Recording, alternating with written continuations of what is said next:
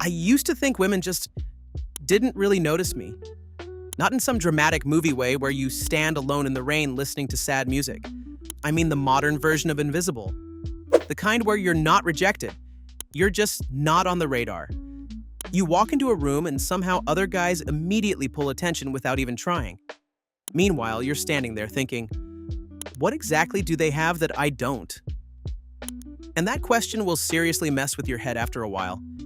Because at first you tell yourself it's confidence, then looks, then height, then money, then maybe you just weren't born with it.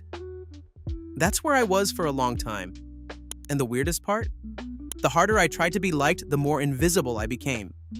Sounds backwards. But there's actually a psychological reason for it. Women often react to emotional signals before they consciously process attraction. It's not a choice. It's how human perception works. Your brain makes social judgments in under 7 seconds. And most of that happens below awareness. And once I started understanding those signals, I realized something uncomfortable. A lot of what makes men socially invisible is completely unconscious, which is actually good news, because it means it's fixable. When I'm going to walk you through the biggest mistakes I didn't even know I was making.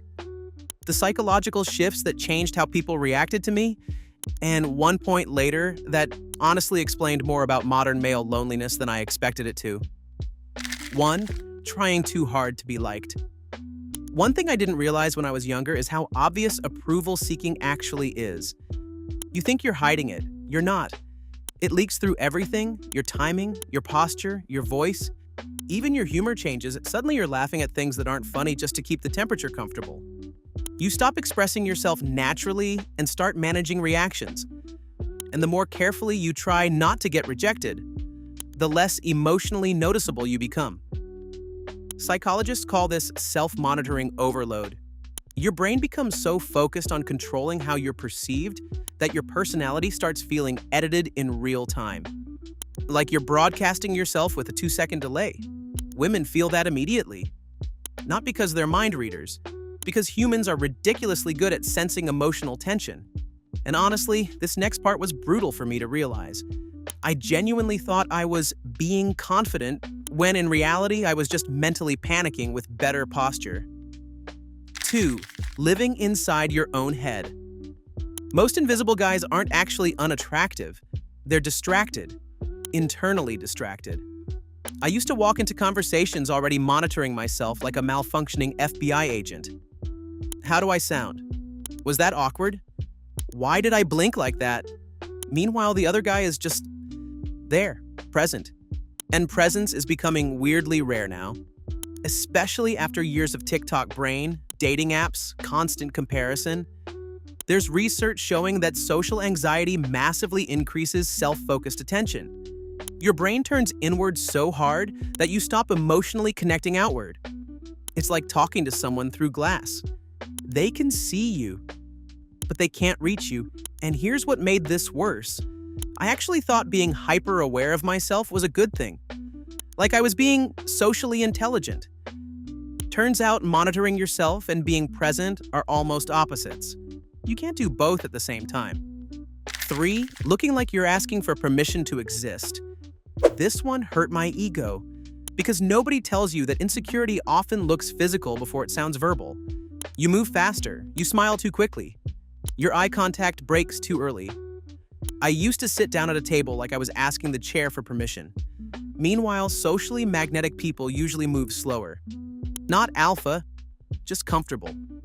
One study on nonverbal behavior showed that slower, more relaxed movement patterns are consistently associated with higher perceived confidence and social status, which is slightly annoying when you realize your entire body language has been operating like a customer, apologizing for asking the waiter for ketchup. And if you're recognizing yourself in these points, stick around because the next 2 changed more for me than all the others combined. 4. Having no real direction. This one shifted everything for me. Some guys weren't exceptionally good looking, but they felt alive. They had momentum, goals, energy, and people react to that. Not because women are secretly running LinkedIn interviews in their heads, but because direction actually changes your nervous system. There's a concept in psychology called approach motivation. When you're actively pursuing something that matters to you, your whole demeanor shifts. You speak with more weight. You stop waiting for permission to exist and start moving like someone who belongs where he is. When I finally stopped waiting for my life to feel meaningful and actually started building something, the way people responded to me changed before I changed anything about my appearance.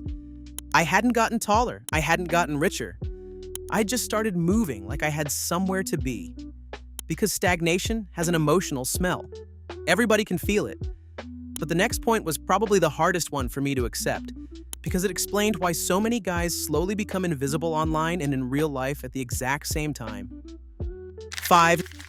Building your identity through the internet. This is the point I promised earlier. And honestly, I think this is becoming one of the biggest problems young men face right now. You spend enough years consuming influencers, podcasts, self-improvement content, dating advice, motivational edits, and eventually something weird happens.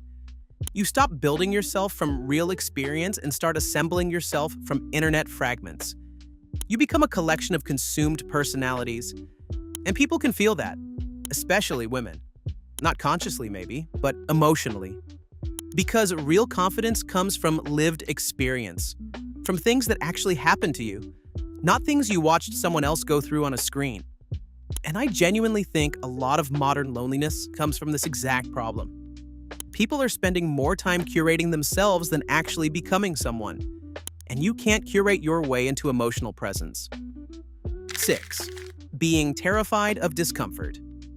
I used to avoid tension constantly.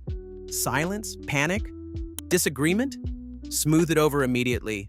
Awkward moment, emergency joke deployment. But attraction needs a little emotional friction sometimes, not toxicity, just emotional steadiness.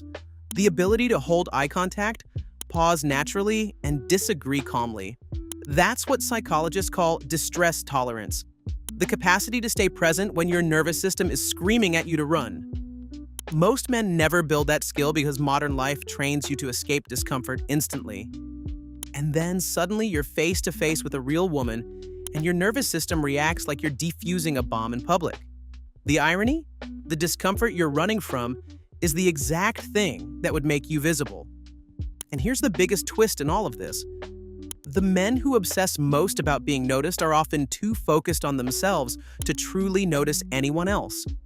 Not fake active listening, where you nod and wait for your turn to talk.